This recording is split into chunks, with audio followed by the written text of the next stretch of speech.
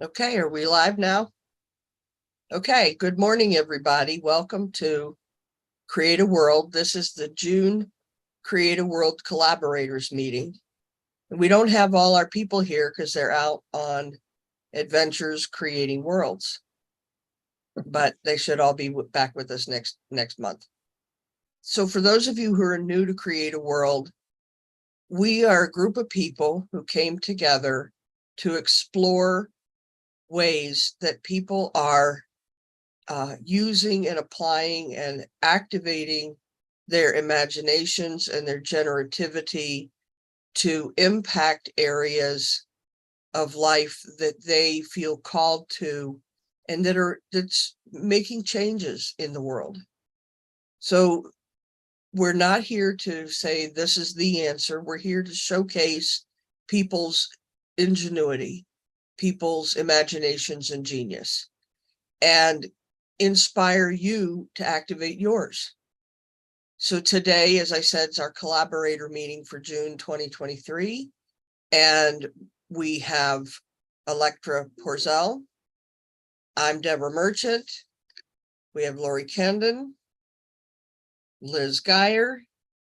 Tantra Maat is joining us from England. And I'm going to open it up to the group to share what has moved us and inspired us and opened us up this last month. It's been a dynamic month. Who wants to start?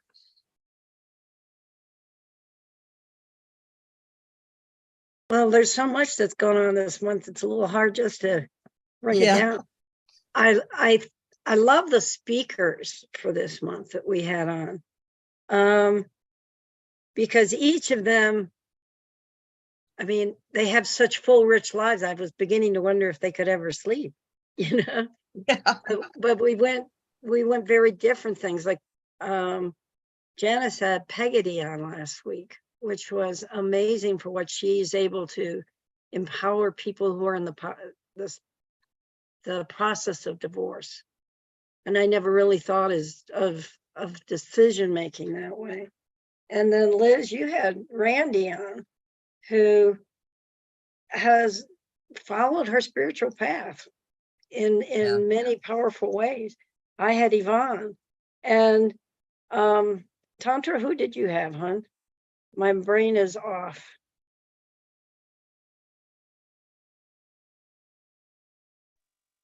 I don't remember either. Okay. Anyway, it was really interesting. But I think the thing that dominated this month is the tethering to Ireland, to be real honest. We had fantastic speakers. They made me wonder what I'm doing with my life most of the time when I listen to them. But this tethering has been pretty amazing. So just can you say what tethering is for people who don't know? Yeah, well, first of all, tethering is connecting to people who are not near you. In this particular case, we had a group of people who were going to Ireland and now into England on a spiritual journey to connect with and open up the stones and waters of Ireland and Glastonbury. In any case, when you're in that process, when you're opening up to it, really, really helps to have somebody holding your back, standing. But we can't be there. So there was 30 of us who said, wow, we really want to be with you, but we don't have the money or whatever. But what we can do is we can hold you. So think of it as holding someone energetically, having their back, creating a protective field around them so that they can do their work. So if there's anything that might get in the way of being and doing what they have to do there, it won't get in their way because we're holding the space for them. And it was very well organized by another gal in the field of Tantra Maat called Kristen. There were 3 teams and maybe 10 people on each team. And they rotated responsibility, as well as a lot of us just held it at different times during the day. But I think what what we're noticing is that there is not just creating a safe, secure place for the people on the trip, but there were shifts for us who were here at home doing the tethering, and in their dreams, in what happens in our day, and in what we're noticing as evidence that there is something that's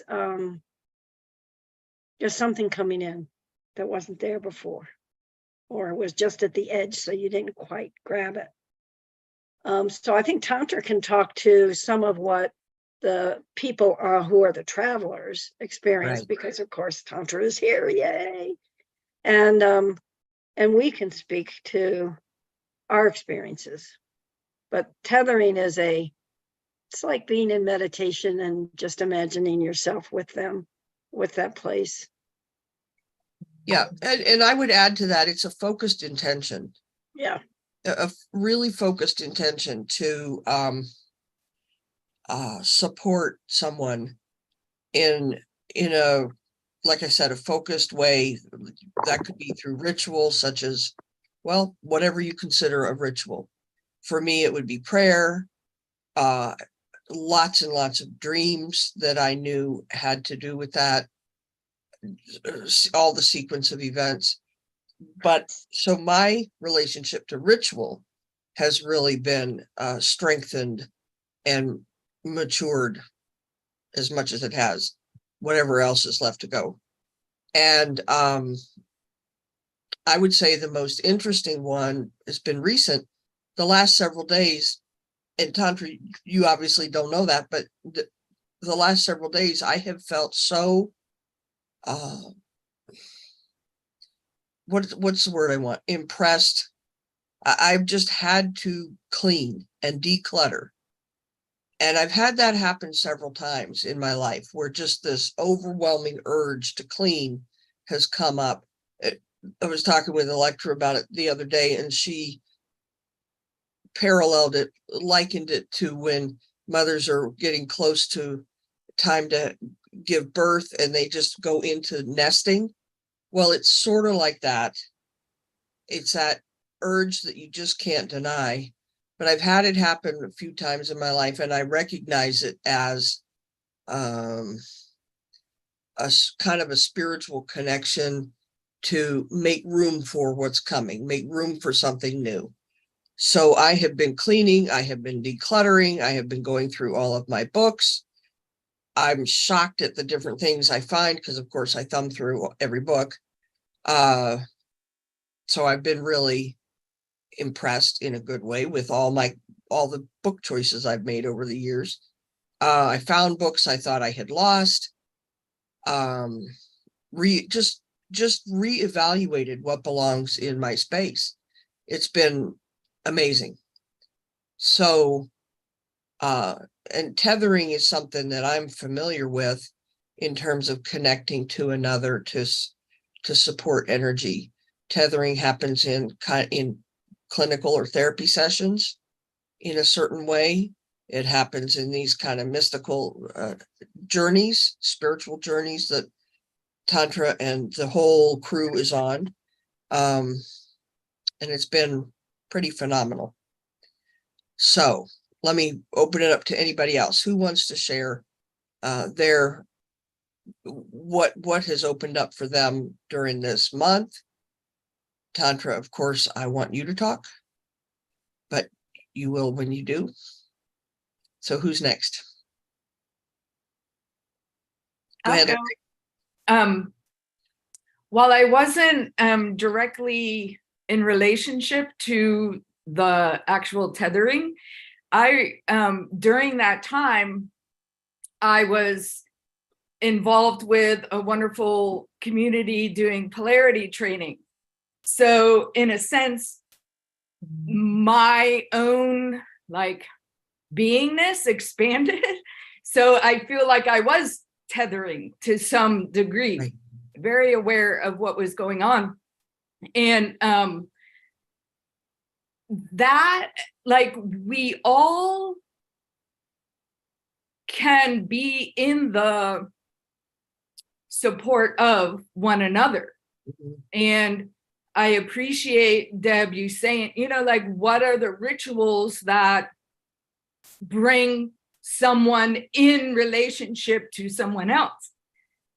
And discovering that for ourselves is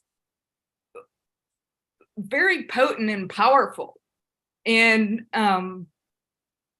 it's so, I just love what has been shared so far, because I feel lighter myself. I feel more alive, more connected, and creating the physical space in which I operate in, Yeah.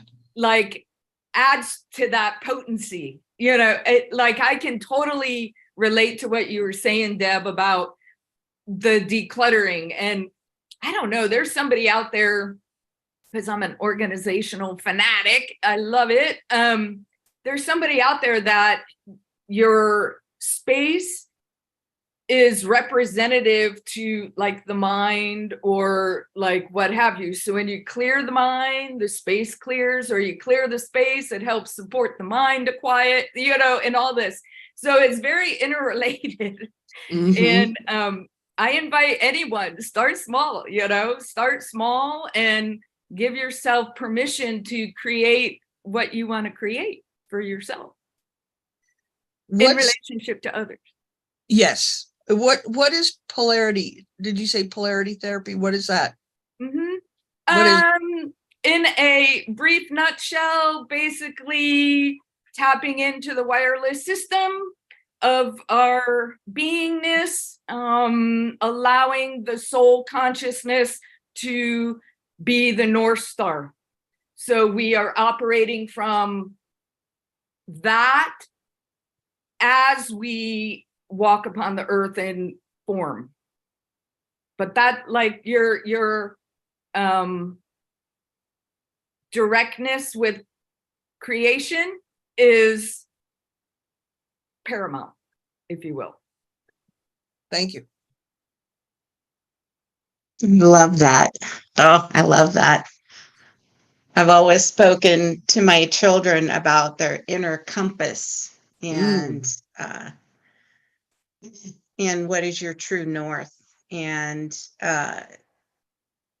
it's in the field this week for sure that we're being called to develop further our intuition. That's according to Molly McCord and her transmission for this week for the astrology, is to learn to trust our true north. So that's really exciting to hear that, Lori.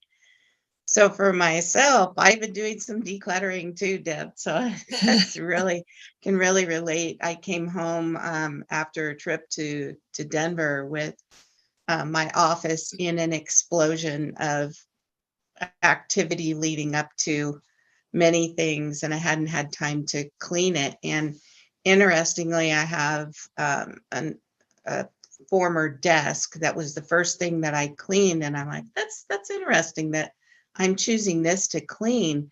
And then all of a sudden after that, I had to build the space to tether. And so that space was clear and clean. And so I just began to prepare that. So, using your intuition, your inner compass to be guided is just it's a beautiful process. I love it. So yeah, so now my desk is again full of what I consider activity here and what I do. And then as far as the tethering, something that has been present for me is just how unique each of us is in our way of being an intention. I I had the privilege of tethering at 3 a.m, which was just an incredible time. And it was so quiet here. And I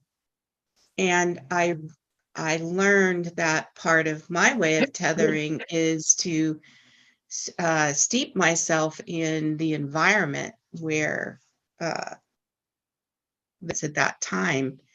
And I went on and found several videos of the area, and it was just a beautiful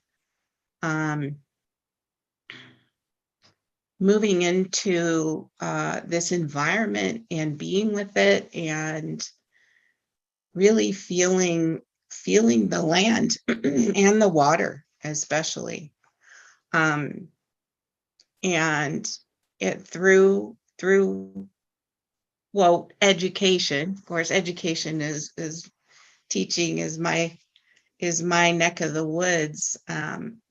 And just feeling the richness of being with this group tethering, and feeling it was like a whole surround sound kind of experience. So it was incredibly beautiful. And then the other thing I'm really present to now is the water, and looking at water newly and differently. Not that we've been, several of us have been talking about looking at water and being with water differently, and purifying water, etc. Purifying the water within us too has been really up, and I'm really noticing there is a lot happening, even in the media now, about the water. So it's very, very exciting.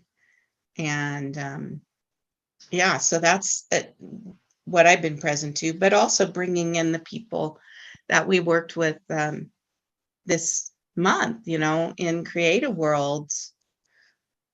I feel like, they're all part of this, stone soup. Let's call it stone soup. They're all part of the pot, right?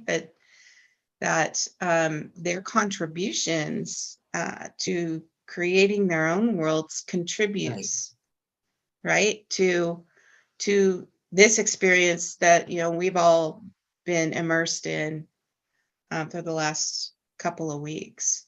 So that, and for myself, I've been able to be with Randy several times in the pool and watch her work. While we're doing aqua size, she's already done her exercise and she's in the pool connecting in and purifying. I could just tell doing her work, working with the sun and the water. It's been beautiful to observe that too. So yes, so I think I'm complete for now. That's great. So I heard you say, first off, for anyone who didn't get to see the Creative World with Liz and Randy, I really recommend you go back and listen to any one of them, actually, because the one with Janice and her guest was really, that was dynamic. So now to the point, I heard you say that your ritual, one of your rituals for tethering, was that you found information, videos and stuff about the different sites that they were going to be on, so that you could just watch that and like connect and be part of it, right? Yes. I think that's phenomenal. I just think I did some of that. I did some of that, but I don't think I did it to the extent that you just really, as you said, steeped in it to connect. And I don't think we give ourselves credit for how much we can be a spiritual being and a embodied being at the same time. That's something I want to explore more. Someday. All right. So who else has things they want to say about this last month? I'll just say a couple of things. It's good to be on. And it's the perfect place to be on today. I didn't expect to even have internet. I'm in the middle of nowhere. I'm in the middle of a horticultural garden where it's a wild garden. It's wild. This all started in Glastonbury with Kea Bardeen getting a phone call saying she had to buy 2 hectares of land here. And she said, why on earth would I buy 2 hectares of land in a country I don't even live in? And she ended up buying two hectares of land. And this thing about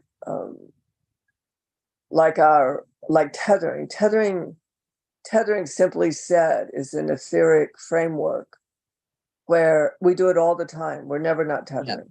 Yeah, right. We're tethering to what we're paying attention to. Every time we're paying attention to something, we're tethering, whether it operates on behalf of life or against life, we're still tethering. Our intentions, our hopes are tethering. And we're tethering to anyone and anything or any place that we feel connected to. That's tethering. And then Sandra, we talk about coherence, cohesion, and congruence in the field of Tantra Maat. In quantum bioengineering, they talk about intention, attention, and compassion. So the last aspect of tethering would be what we care about, what matters to us. And when you're out there doing work that is strenuous, you're out. One time we drove, I think 4 hours to get to a site for 15 minutes because it mattered, just because it mattered. Yeah. It mattered in what Sandra knows how to pay attention to. But that phenomenon of compassion, that the power of what we care for and care about, the power of what we are, what our personal intention is about existence and what our attention is on and regarding to existence is actually power. It's etheric power. It's connective. It's the juice of connection. It's the juice of what it is to move as a complete whole. So what Lori said about she was doing polarity training, Victoria's hiking around in Ireland right now. We're all doing our bits, but all those bits are part of a much larger, a part of creation itself. Just like the tree doesn't separate from the air, we don't separate from each other. And everything we do contributes to the power of creation and its original design here. So that's one thing I wanted to say. The other thing is, it's been a real pleasure for me. I don't know how to say some things. I can say them, but nobody will understand what I mean. I just can't bring it into a framework of understanding. But I haven't wanted to work for a very long time. I just want to be busy about what I'm busy about. And I have a personal irritation that I have to stop to make money in order to do what I'm busy about. So over the last 2 years, because the power of what I'm connected to is more powerful than my own opinion, I've just been dismantling and being dismantled from even paying attention to how money works or how money works for me or how to get money. I just stopped paying attention. And because I think it has something to do with being older, 77. And a lot of the things I would have thought I had time for, I don't think I have time for now. And one of them is stopping to make money in order to something. And I just don't have that. I just don't want to use my time for that. So it's really been phenomenal for me to be with Sandra as up close and personal as I have been these days. For those of you that you can look up quantum bioengineering, it's in Spanish. I don't remember the what. Maybe you can write in the chat the Spanish name, and all you have to do is go on and then translate it to English, but on Google. But we're so aligned in an almost. It's like speaking Spanish or speaking an ancient dialect and speaking English and having no translation problems at all. And so I've been able to have conversations at the level my mind operates that feels that lets me track in a broader dynamic what I've been paying attention to. There's something about the shared mind of something of where you have been paying attention, what your intention has been and what you have cared about. But to hear it language between you and another, it's a little bit like the stone soup becomes vegetable soup, becomes something recognizable and edible in the physical world. We were taught at one point, I had dinner with Sandra and her main people, Danny and Alfonso and Kasana, I think was her name. Kasana is from the Amazon jungle. She's native, she's indigenous. And I got to fall madly in love with her. And we didn't understand each other at all in language, but it was perfectly clear in resonance. But Sandra was talking about how when we talk, she can understand me. My English is clear to her. It's not because I speak English. I speak English well. It's because I'm inside the conversation. I'm not. And this Cassandra, it's not her name, Cassandra, actually asked me if I'd ever been to Peru, and I said, no, but I don't pay it. That's not what I pay attention to. I pay attention to where I've been. And I've been many places on the earth where there was paradise a long, long time ago. And even though I hardly, except for Danny, hardly any of them speak English, nobody missed it. Everybody knew what I was talking about. So there's something about being on the same frame of consciousness and what you would call frequency, the same frequency quality that allows things that have never been able to be, that can't make it to understanding. There's a tremendous amount of existence that never makes it to understanding. And in a world where we think we have to understand everything, we miss a lot of world because only 1% of the world is understood. So it's just been lovely to be in that morphic resonance with both people from Argentina, from Mexico, from the language that Sandra and Danny and Alfonso, the one they're most familiar with, is actually Berber. And Berber is a mix of Arabic and what we would call Spanish. I think that's probably not completely correct, but what we would call Spanish. And they live with like the horses, the wild horses of the desert. And I've had a lot of laughs about Danny. Danny takes his dromedaries into town like we bring our dogs. He takes them for a walk. And they finally had to get one of them to stop being like a dog because it decided it wanted to run through the house. And I don't know if you know the size of a camel, but even a young camel is probably bigger than most of our rooms. So it's just being in another world. It's just been a world they've never left, a world that's their core values, which is the desert, has just been extraordinary. And I was in Saudi Arabia, not so much for the Saudis, but I told them about Osman, which Deb knows, and about how he read me the Quran and how the Quran is a mystical document. It's actually a tool. It's actually what do you call it? A technology. And so just really conversations I've missed because I have not been in those worlds for a long time. The other thing that's been extraordinary is Kaya Bardeen and I, a while back, we decided in the field of Tantra Maat, it's about rematrixing aberrance into matrices of wholeness. That's the technology. And we do it through being human. We don't do it through something that's not human. We do it through something that is innate to what it is to be human.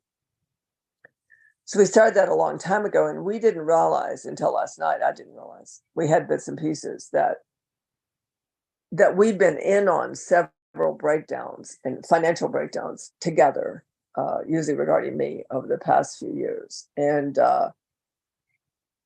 when we met Sandra said at the time, which you remember, I'm not dealing in understanding at all right now. But she said at the time, well, I'll work with you with that. That's what she said. But actually being with her and watching how she works with money is clearly the true term for otherworldly, but not otherworldly like in the ethers. Do you understand? Otherworldly like another world that exists here. And it's been fascinating. I actually did a YouTube on it this morning, which I can't upload right now. That's why I'm kind of stunned. I'm on Zoom. I didn't have enough internet to upload it. Or there's a barrier between being in England and the United States of America. Like none of my credit cards work over here, which I find fascinating also.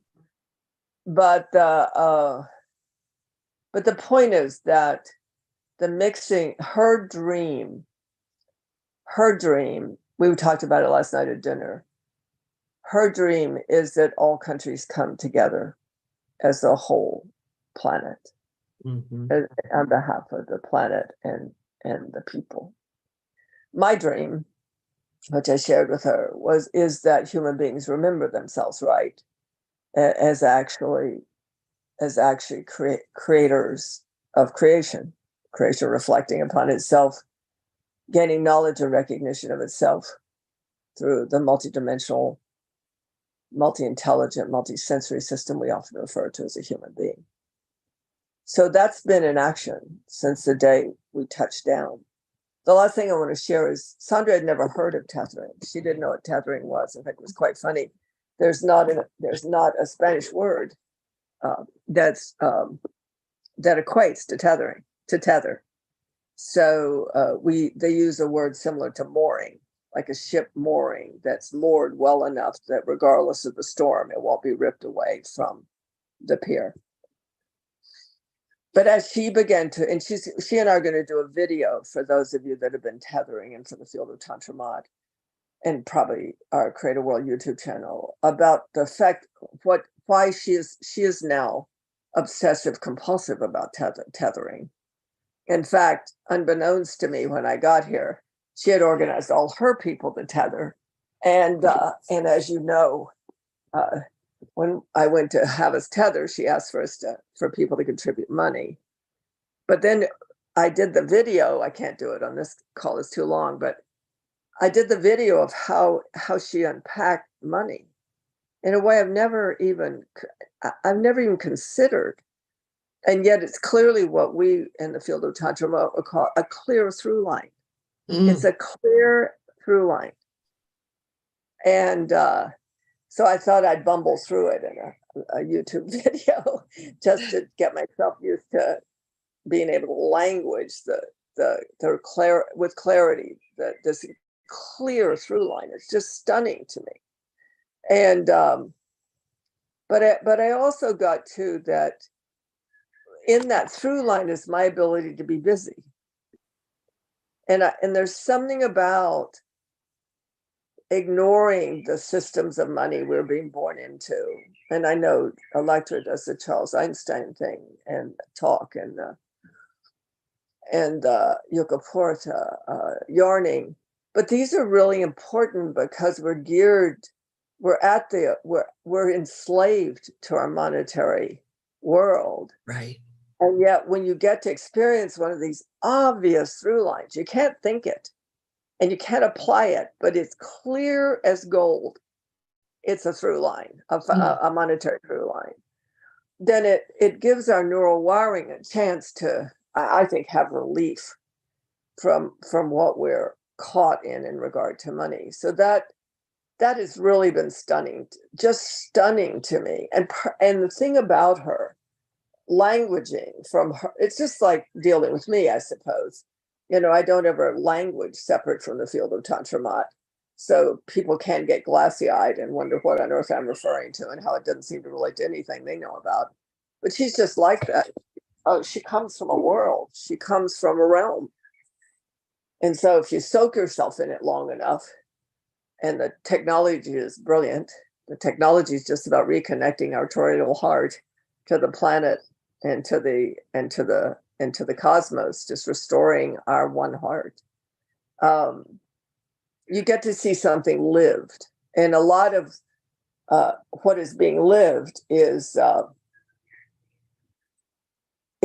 familiar to me, and also familiar to those of us that are from the field of Tantra Maat that we're in a thing. And then it's interesting to me because the United States is very underdeveloped in consciousness, actually.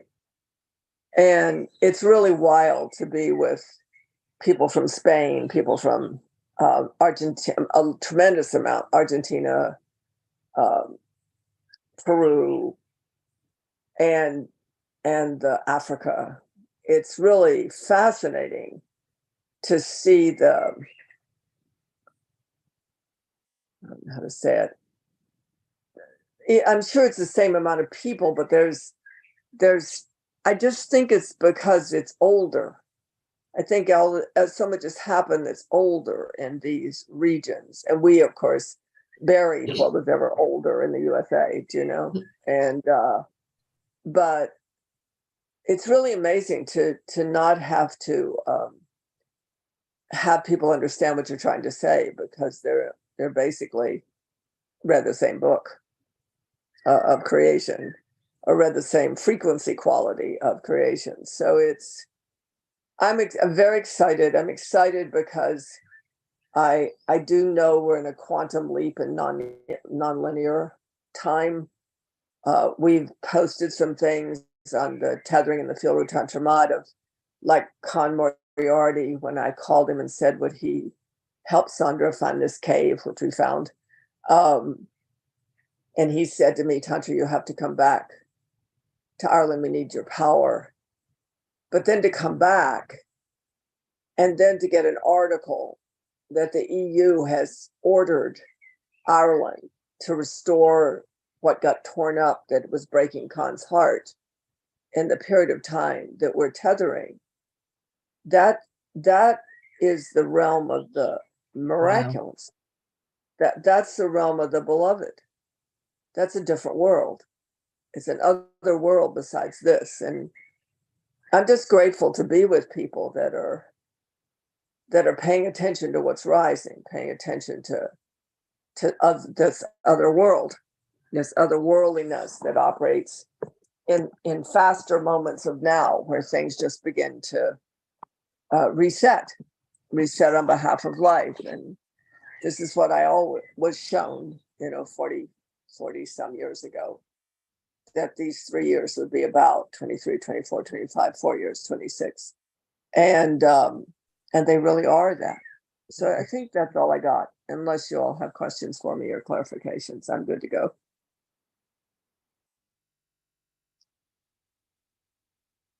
What I'm fascinated about is, the first call this month was you and Maru talking about this event.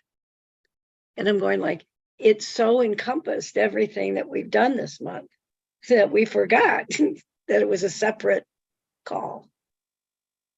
And it actually got a tremendous amount. I was going through, looking at how many people actually do watch these videos, because I'm out here and watch these YouTube.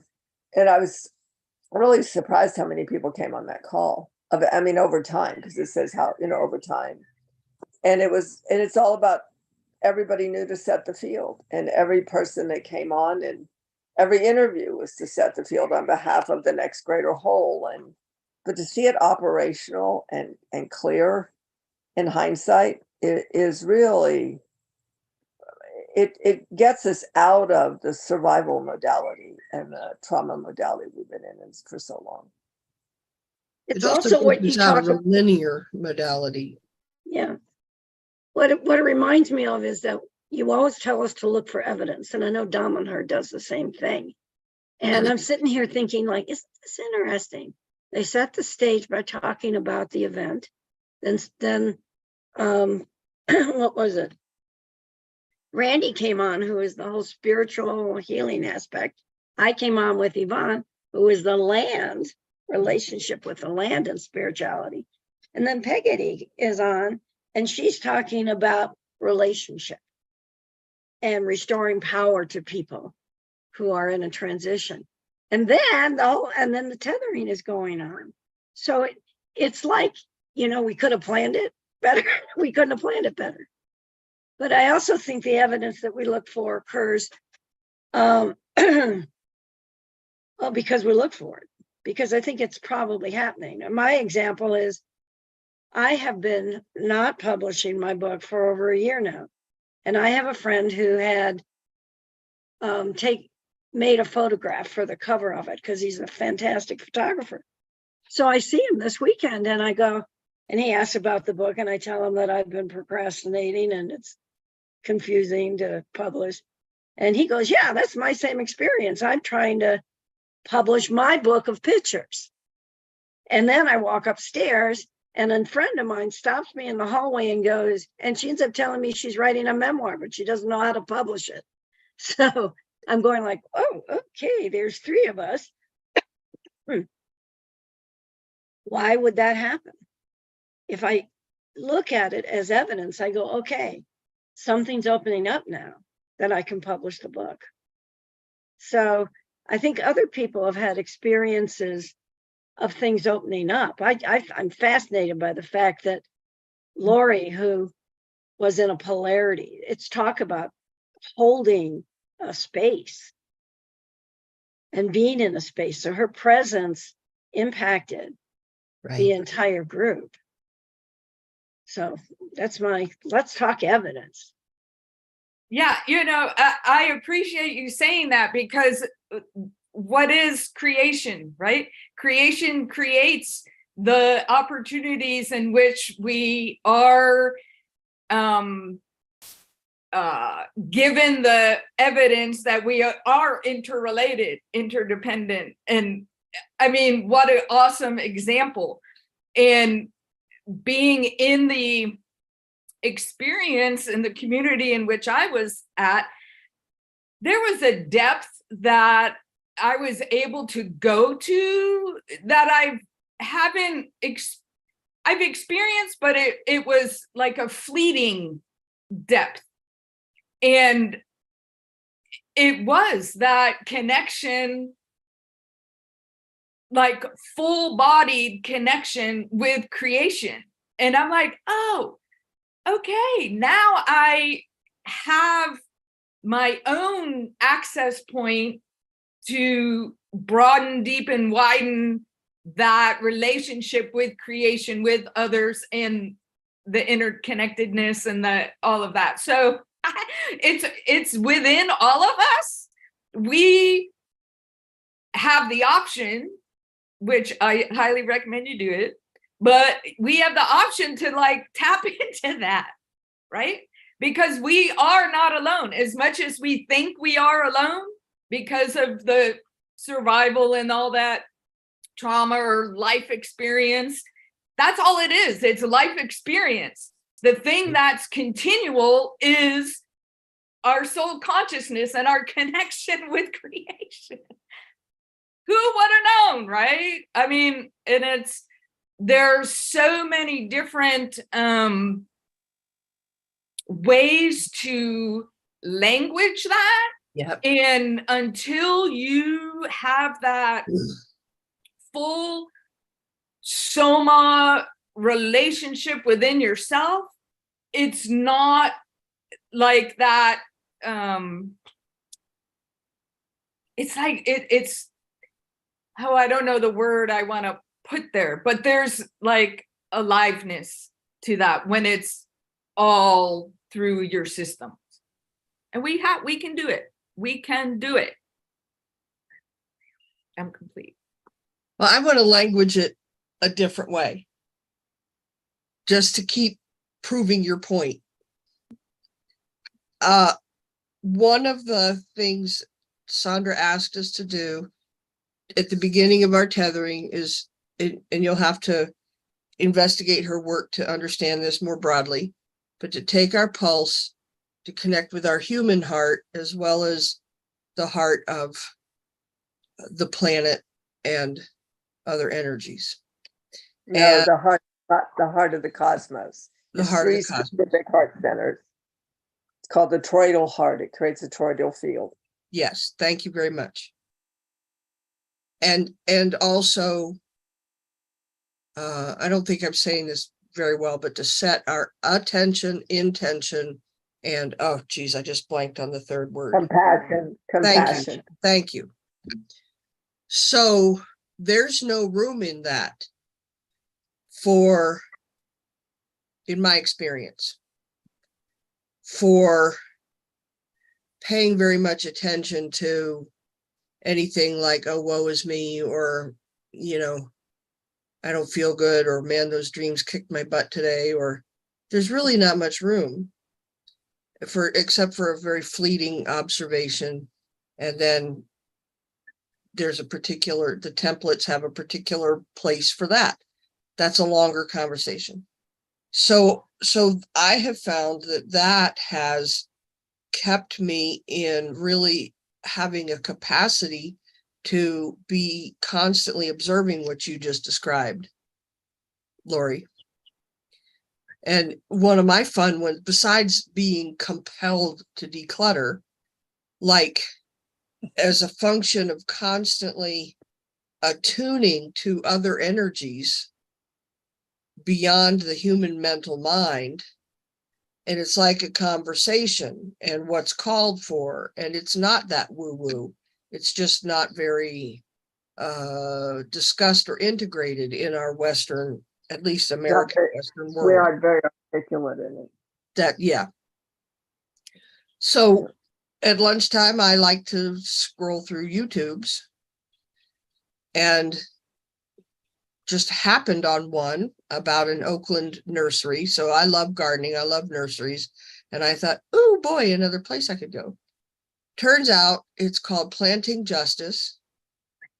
And they hire people who are no longer incarcerated and have a whole program set up at San Quentin here in California to start preparing them for gainful employment outside the prison once their time is up there.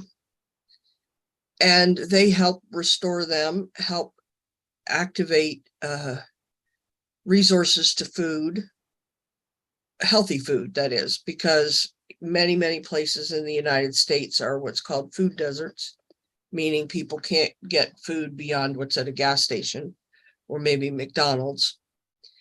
And there are some people in the United States that have begun saying no more.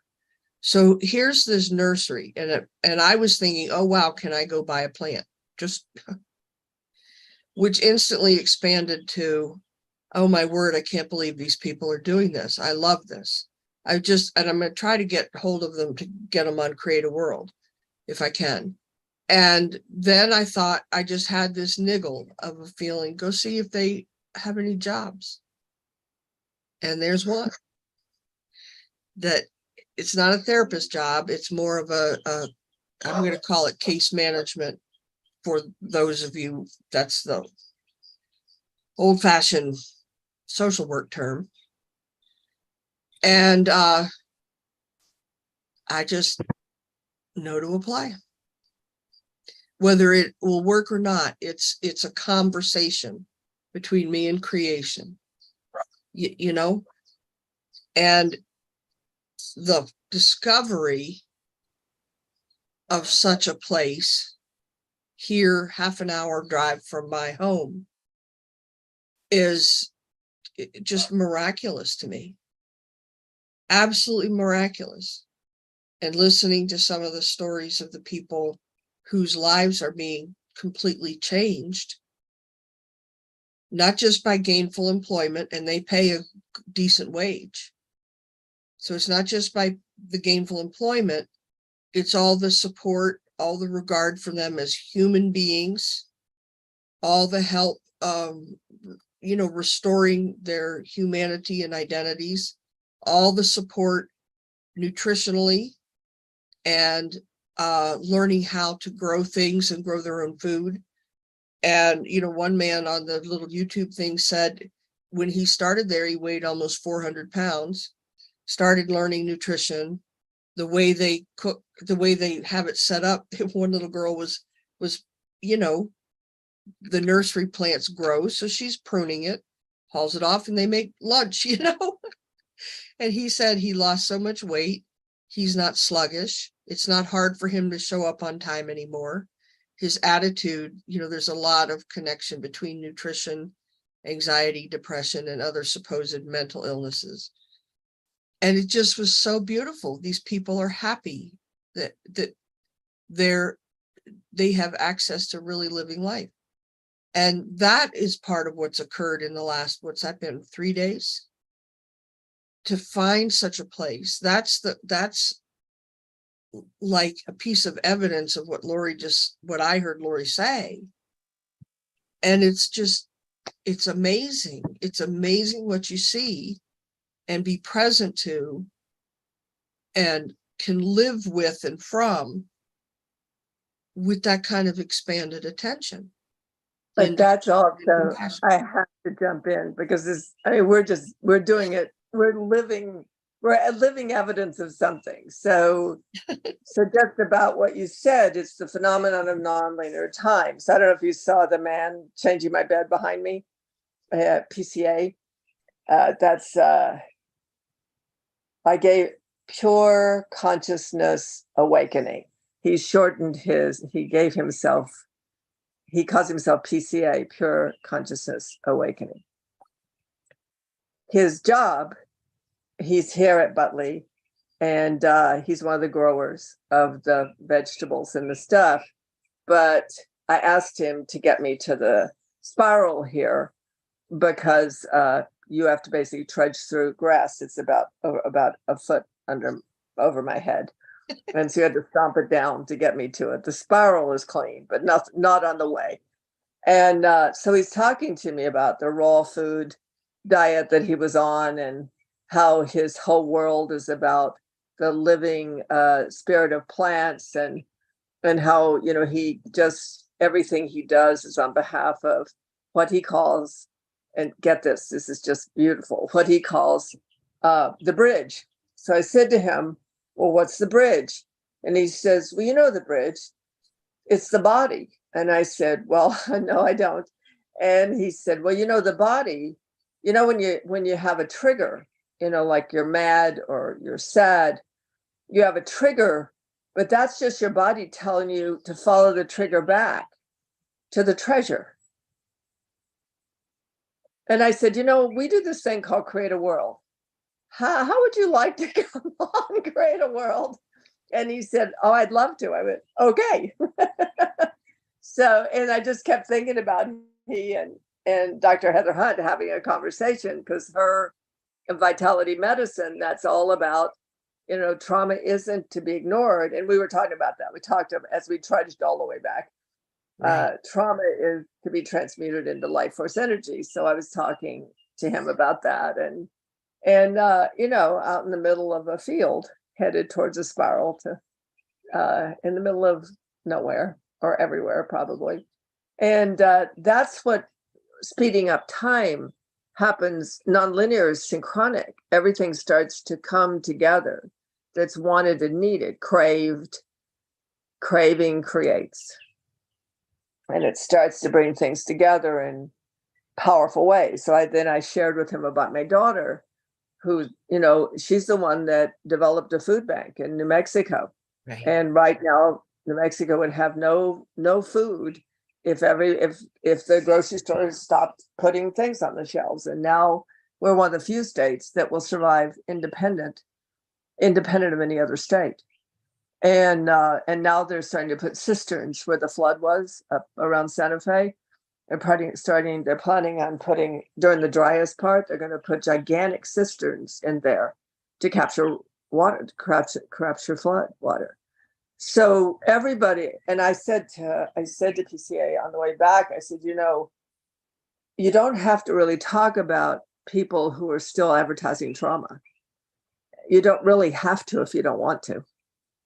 You know, you have so much knowledge and so much awareness. Why don't you just talk about the treasure and the bridge and how great it is that you have triggers in your body that lead you back to the part of your body that wants to be re-included, wants to be part of the whole. All that. And that's why I wanted to get on Create a World with you all today.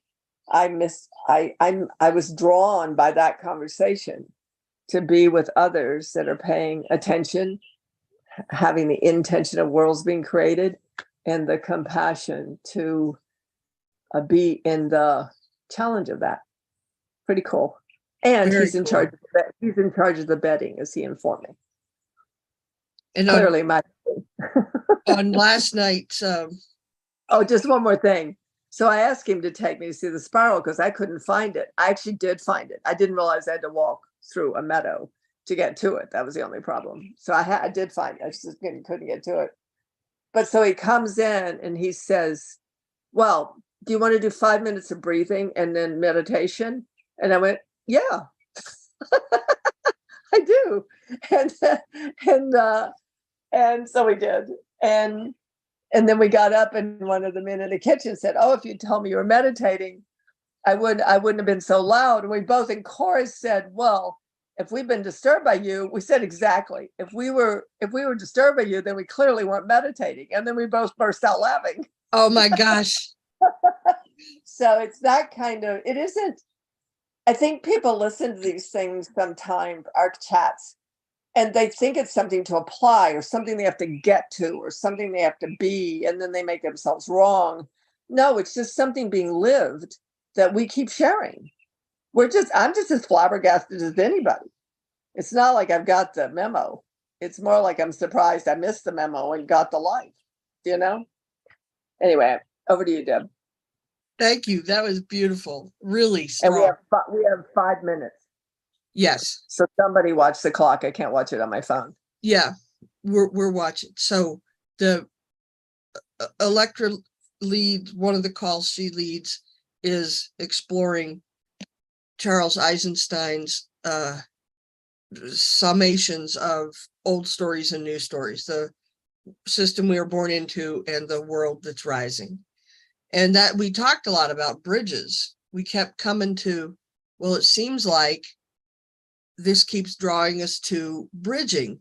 What's bridging? And not like we were trying to intellectually get there, but it was so interesting we would have this big discussion, and which I'm not conveying well. It's not necessarily really intellectual. It's like following the old stories represented, even though sometimes I don't think I think the summation is too simplistic. You were yarning.